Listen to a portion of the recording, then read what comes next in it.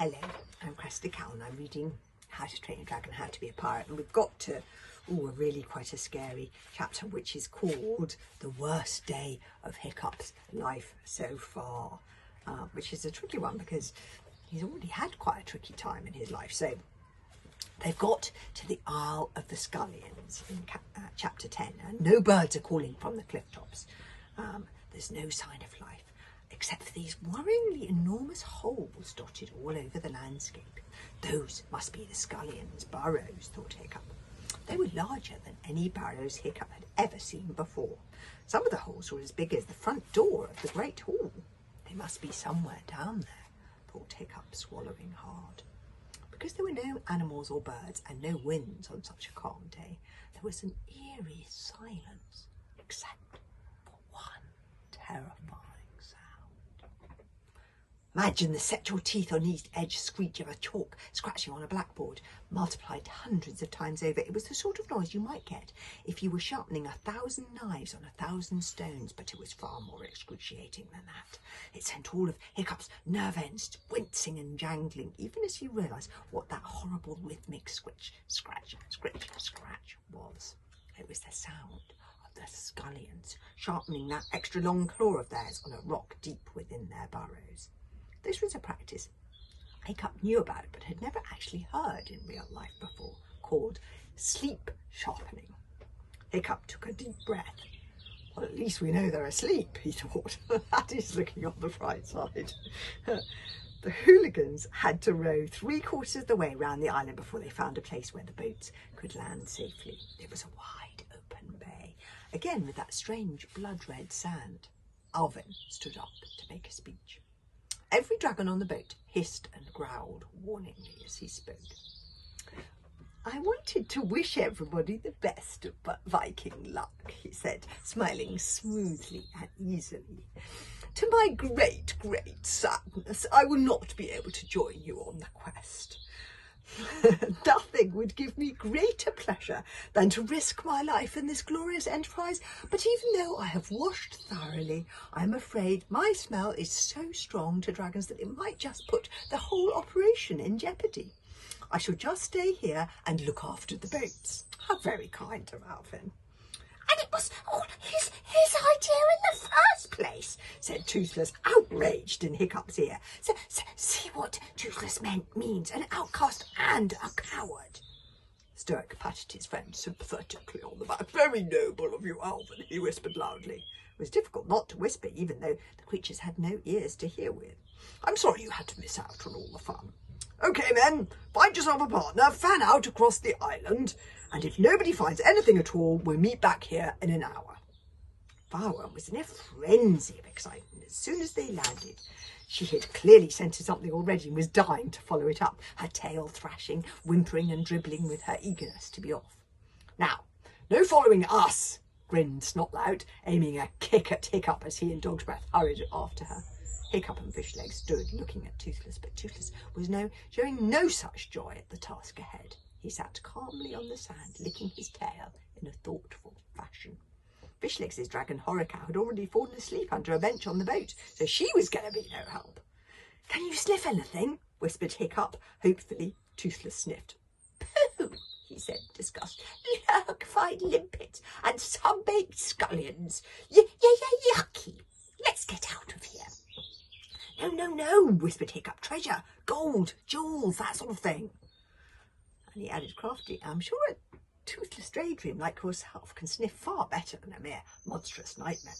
Toothless swelled with indignation as he remembered the cheek of that fireworm creature. He sniffed some more.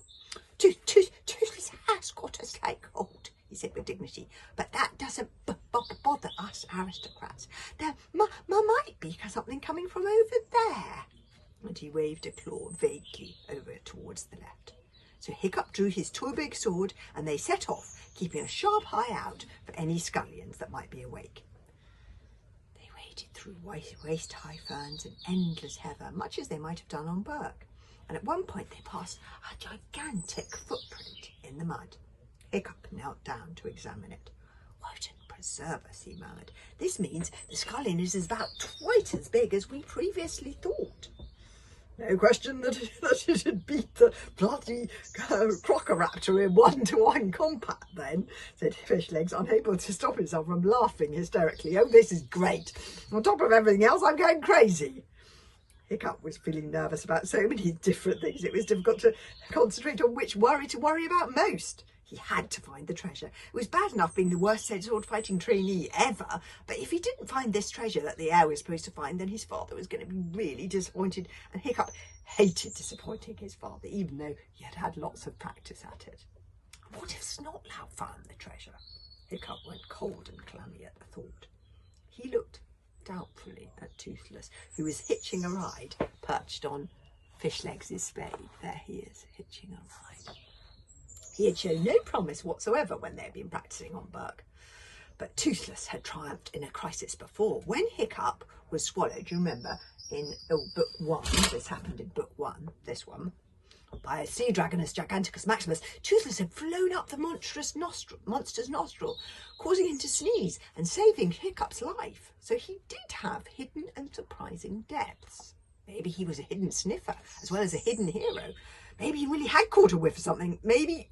Toothless thoughtfully picked his nose, examined the bogey ear on the end of one talon and swallowed it. He suddenly flapped off the spade and started leading the little procession in a worryingly aimless fashion. At one point, he led them in a pointless circle. At another, Hiccup stopped him in the nick of time before he woke up all the scullions by doing a poo.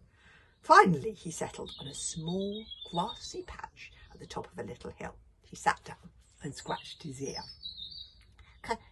Could be here, he said absent-mindedly. Hiccup's heart beat a little quicker. Here, he asked. Toothless nodded in an offhand way. The boys took out their spades and, forgetting about the scullions in their excitement, began to dig. And after about 10 minutes of shoveling, they hit on an underground cache of limpet shells. Frittering Freya, said Fishlegs. These scullions eat a lot of limpet. I bet this whole hill is made out of limpets. I bet this whole island is made out of limpets. Hiccup's spade hit on something hard and large and heavy just below the surface. Hiccup held his breath. He prodded again. Yes, it was definitely hard and heavy. I think I've got something here, he whispered. Toothless leapt up and down in excitement. Treasure, treasure, treasure, he chanted. You're going to be a hero, and Toothless the hero's dragon. You're going to be... Hiccup reached down, caught an edge of the hard object, and struggling with both hands, pulled out of the earth the most gigantic limpet shell anybody had ever seen. Oh dear. At exactly the same moment as Hiccup sat down suddenly, gazing at the limpet, there was the faint, clear sound of a whistle being blown far away.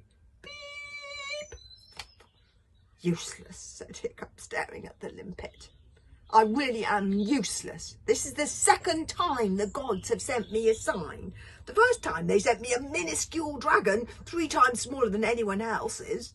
Thank you, said Toothless, staring down into the hole. Don't understand it. Really, did smell metal.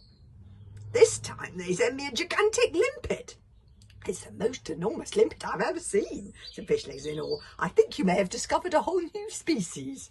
Oh, brilliant, said Hiccup sarcastically. That'll impress the tribe. They're all such nature lovers. He was feeling very, very sore. A limpet, said Hiccup, however big it is only ever a limpet. It's not treasure, is it? I never heard of a saga where the hero discovers a new type of mollusk. Meanwhile, Hiccup continued, I hear that the real heir to the hairy hooligan tribe has found the treasure. Please don't let it be Snotlout, please. Hiccup repeated that to himself over and over again as they trudged towards the continuous noise of the whistle. Please don't let it be Snotlout. Please don't let it be Snotlout. Please, please, please. Don't let it be Snotlout. And tomorrow we'll read chapter 11, The Treasure of Grimrid the Ghastly. I do hope it isn't Snotlout who's found that treasure.